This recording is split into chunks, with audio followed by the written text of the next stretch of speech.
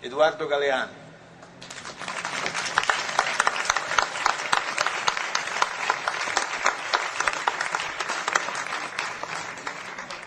Hola, buenas noches a todos. Ante todo, estoy moralmente obligado a contestar algunas viles calumnias de Gianni Minà.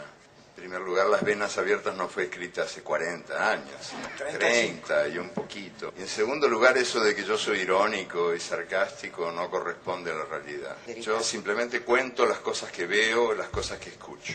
Por ejemplo, el otro día yo escuché a un cocinero que reunió a las aves, a las gallinas, a los gansos, a los pavos y a los faisanes y a los patos.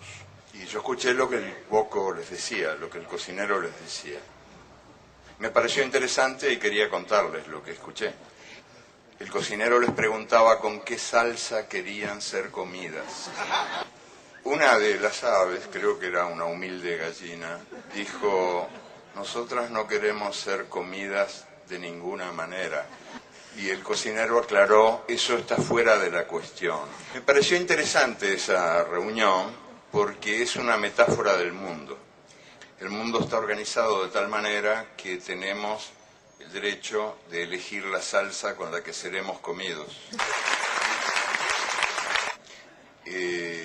Dicen que es un mundo democrático, pero yo me pregunto hasta qué punto es democrático un mundo donde la soberanía se ha convertido, la soberanía de los países se ha convertido en un objeto de museo.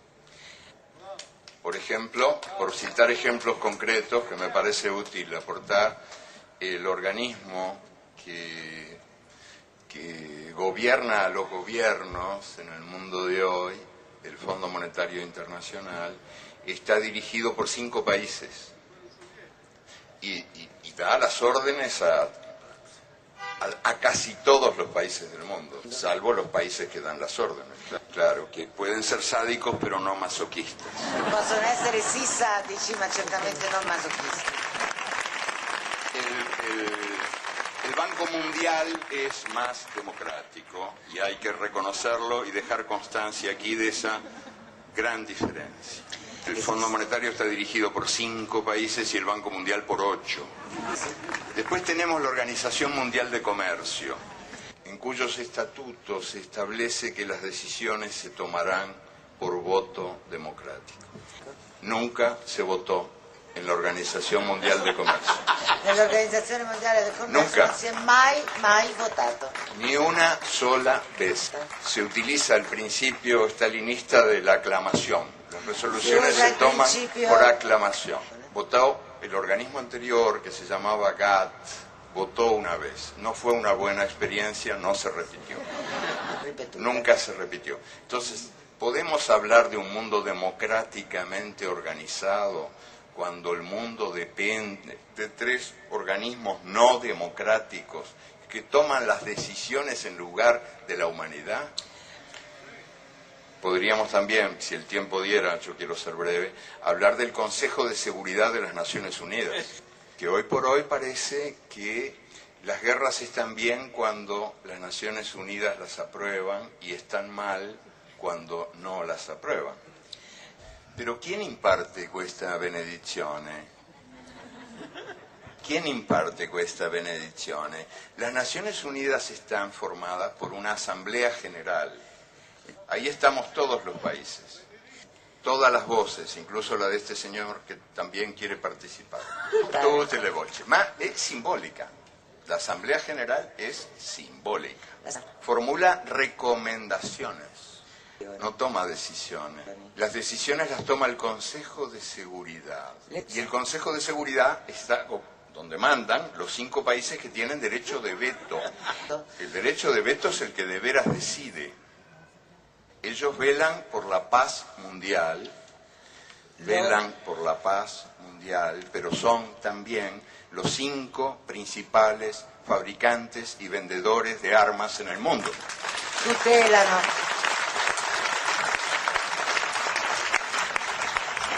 Claro, Estados Unidos, Inglaterra, Francia, Rusia y China. Los 5 principales fabricantes de armas en el mundo son los que tienen a su cargo nuestra paz. Así nos va. Claro, o sea, hacen el negocio de la guerra, pero venden la paz también. ¿Dónde? ¿Cómo? A través, soprattutto, sobre todo, de los grandes medios de comunicación, que reproduce el sistema de poder en el mundo y que toman examen de democracia a cada país. Son grandes medios de comunicación que confunden la libertad de expresión con la libertad de presión y que han sido definidos con mano maestra por algún anónimo que en un muro escribió: nos mean y los diarios dicen llueve.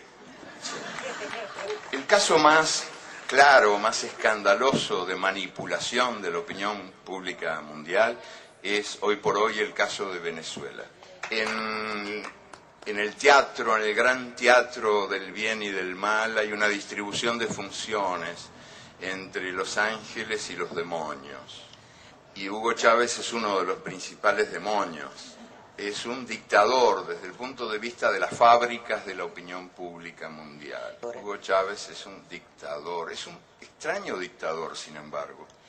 Ganó 8 elecciones en 5 años y ahora, recientemente, en el referéndum, fue el primer presidente en la historia de la humanidad que puso su cargo a disposición de la gente.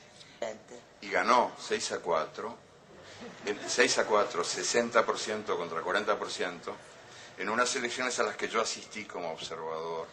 Sí, puedo dar testimonio de que fueron elecciones transparentes, donde por primera vez se logró evitar que votaran los muertos, que en Venezuela tenían la mala costumbre de votar, que es una mala habitude, una negativa habitude, ¿no?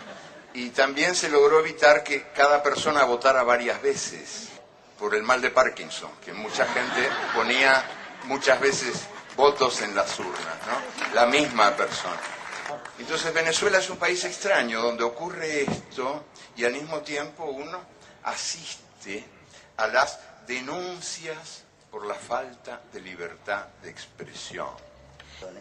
Uno enciende la televisión y en la pantalla de la televisión hay un señor que dice: aquí no hay libertad de expresión. Y uno enciende la radio y en la radio hay una voz que clama: aquí no hay libertad de expresión. Y uno abre el diario y hay un título enorme que dice en el diario: aquí no hay libertad de expresión. Hubo un solo medio de comunicación clausurado en Venezuela en los últimos 5 años, el Canal 8 de televisión. El Canal 8 de la televisión. Pero no fue clausurado por Chávez, sino por estos demócratas que tomaron el poder a través de un golpe de Estado durante 48 horas. Y en esas 48 horas cerraron todo. Cerraron le 48 horas hanno chiuso tutto. Cerraron la Asamblea General, anularon la Constitución. O sea, extraña dictadura y extraños demócratas, ¿no? Sí. Sí, yo creo que hay ahí un divorcio ejemplar. El divorcio entre la realidad real y la realidad virtual que los medios muestran como única realidad posible. ¿Y cuál es la explicación de eso?